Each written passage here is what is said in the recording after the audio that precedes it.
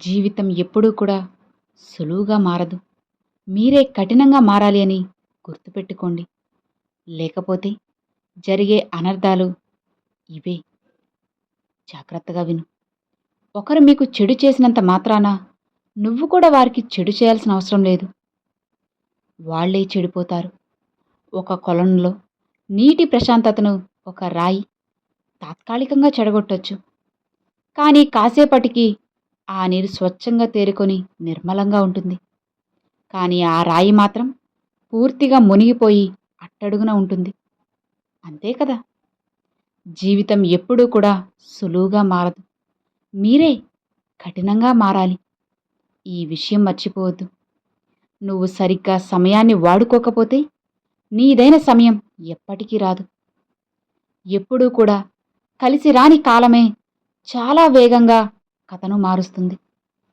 గుర్తుపెట్టుకో. కాలం అనేది ఉన్నప్పుడే అందరూ కూడా కలిసి ఉండాలి. కాలం దాటిపోయాక ఎంత కలవరించినా సరే ఎవ్వరూ ఇక్కడ తిరిగిరారు. ఎంత కోరుకున్నా కూడా కలిసి ఉండలేరు. అవునా? అనుకోని దెబ్బలనేటివి నీకు తగులుతున్నప్పుడు ఎంతటి మొనగాడైనా సరే మోగవాడవ్వక తప్పదు. దాని నుండి బయటపడ్డానికి కాస్త సమయం పట్టొచ్చు. కానీ ఒక్కసారి పుంజుకున్నారంటే ఆ గాయాల వల్ల వచ్చిన అనుభవంతో చేసే యుద్ధం ఖచ్చితంగా ఒక విధ్వంసంలా ఉంటుంది. నిజమే కదా! జీవితం గతంలా లేదని బాధపడకు. బలంగా మళ్ళీ మొదలెట్టు. పునర్వైభవం కాదు, అంతకు మించిన కొత్త వైభోగం చేరుకుంటా. మీరు ఒత్తిడితో లేదా మానసిక ఇబ్బందులతో బాధపడుతున్నారని నిర్ధారించుకునే ముందు కేవలం మూర్ఖుల మధ్య లేదా వెర్రి జనాల మధ్య ఉన్నారేమో సరిచూసుకోండి. ఒక నిజాన్ని నువ్వు దాచడానికి ఒక అబద్ధం చెప్తే ఆ నిజాన్ని చెప్పేంత వరకు కూడా ఏదో ఒక అబద్ధాన్ని చెప్తూనే ఉండాలి.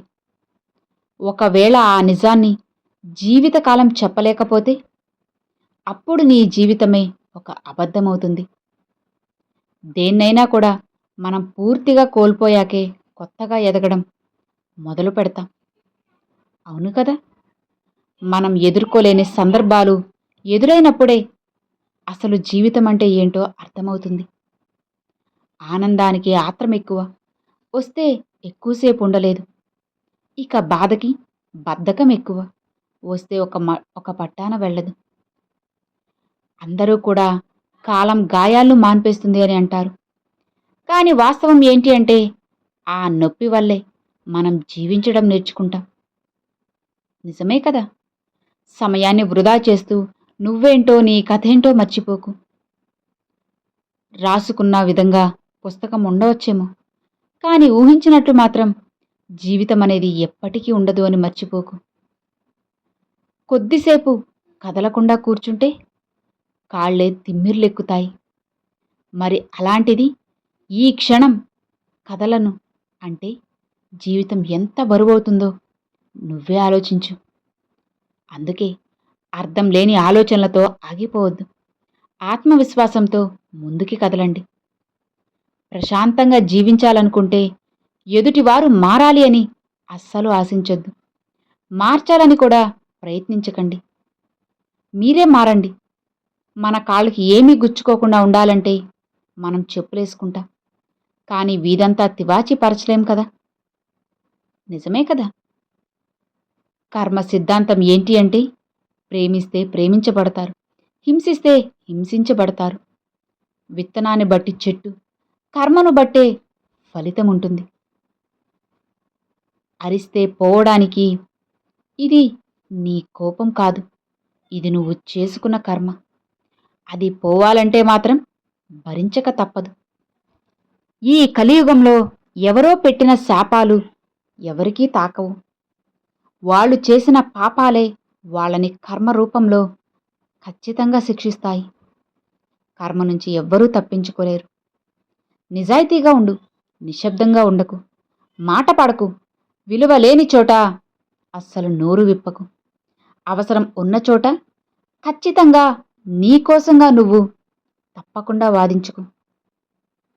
మన కోసం ఎప్పుడూ కూడా ఎవ్వరూ రారు అని తెలుసుకోవడమే వివేకం. భగవంతుడు ఎప్పుడూ కూడా నీ భక్తిని చూస్తాడు. అంతేకాని నీ శక్తిని కాదు. నీ గుణమును చూస్తాడు, నీ కులాన్ని కాదు. నీలోని నీతిని చూస్తాడు, నీ జాతిని కాదు. నీ చిత్తమును చూస్తాడు, నీ విత్తముని కాదు. గుర్తుపెట్టుకో. పుణ్యం కావాలి అంటే ఏ గుడికి వెళ్ళాల్సిన అవసరమే లేదు. ఎవరికి చెడు చేయకుండా, ఎవరిని ఏమాత్రం బాధ పెట్టకుండా, ఎవరిని నష్టపెట్టకుండా, ఎవరికీ కూడా ఎవరిని ఏడిపించకుండా ఉంటే చాలు. వారిని భగవంతుడే వెతుక్కుంటూ వస్తాడు. నిజమే కదా? మీ అమాయకత్వంతో ఆడుకున్న వారిని ఇంకెంతకాలం తిట్టుకుంటారు? ఒక్కసారి మీ అమాయకత్వాన్ని తిట్టుకుని చూడండి. ఖచ్చితంగా జీవితం అనేది మారుతుంది. ధర్మంగా ఎన్ని ఆటలైనా ఆడు, కానీ ఆ ధర్మం వైపు మాత్రం కన్నెత్తి కూడా చూడకు. కత్తిపోటు కన్నా కర్మపోటు ఎంతో భయంకరంగా ఉంటుంది. జాగ్రత్త. మిమ్మల్ని తొక్కివేయడానికి 100 మంది ఉన్నా రక్షించడానికి మాత్రం ఒకటి ఖచ్చితంగా ఉంటుంది. అదే మీరు నమ్ముకున్న ధర్మం. ఒక భార్యకు భర్త కావాలంటే దొరుకుతాడు. ఒక భర్తకి కూడా భార్య కావాలంటే దొరుకుతుంది. కానీ పిల్లలకి మాత్రం తల్లిదండ్రులు కావాలంటే కేవలం కన్నవాళ్లు మాత్రమే అవుతారు. పరాయి వాళ్ళెప్పటికీ అవరు. ఏ భార్యాభర్తలైనా వాళ్ళకి పడట్లేదనుకుంటే పెళ్ళైన మొదట్లోనే విడిపోండి. అంతేకాని పిల్లలు పుట్టాక ఎప్పటికీ విడిపోకూడదు. ఆ పిల్లల ఉసురు ఆ తల్లిదండ్రులకి ఎన్ని జన్మలెత్తినా పోదు. విడిపోవాలి అనే ఆలోచన ఉంటే గనుక అసలు మీరు పిల్లల్నే కనద్దు. మీరు ఒకరి మనసుతో ఆడుకుంటే స్వయంగా ఆ భగవంతుడు మీ బ్రతుకుతోనే ఆడుకుంటాడు. జాగ్రత్త. గుర్తుంచుకో, అబద్ధంలో ఉన్న భయం కంటే నిజంలో ఉన్న ధైర్యం ఎంతో గొప్పది. తప్పుడు మార్గంలో ఉండే ఆనందం కంటే నిజాయితీలో ఉండే గర్వం గొప్పది. పాపాలు నువ్వు చేసి కూడా కొందరు బ్రతికి ఉన్నారంటే భగవంతుడు లేడు అని కాదు. వారు అనుభవించాల్సిన కర్మ ఇంకా కూడా బాకీ ఉంది అని అర్థం. అన్నిటికీ ఒక అర్థం ఉంది. మనకంటూ ఎవరు ఉన్నా లేకున్నా భగవంతుడు ఉన్నాడు అనే నమ్మకంతోనే ఏదైనా ప్రయత్నం చేయి. అంతా మంచే జరుగుతుంది. నువ్వు ఆశపడ్డ ప్రతీదీ కూడా నీకు దక్కకపోవడం నీ తప్పు కాదు. నీది కాని ప్రతీదీ నువ్వు ఆశపడ్డమే తప్పు. అవును కదా? ఒక్కసారి మనిషి మీద నమ్మకం అనేది చచ్చిపోయాక వాళ్ళు చెప్పే మాటలు చెవులు వింటాయి, కళ్ళు చూస్తాయి. కానీ మనసు మాత్రం ఎప్పటికీ నమ్మదు. ఎందుకంటే మనసు విరిగిపోయింది కాబట్టి. అది ఏ బంధమైనా సరే అలానే ఉంటుంది. అర్జునుడు విన్నాడు కాబట్టే ఆ నారాయణుడు గీతోపదేశం చేశాడు. అదే వినకపోయి ఉంటే భగవద్గీత అనేది ప్రపంచానికి పరిచయమయ్యేదా? మీరే ఆలోచించండి. వినటం తెలిస్తే సగం విజయం సాధించినట్లే అని గుర్తుపెట్టుకో. అర్థమైంది కదా? Thanks for watching friends.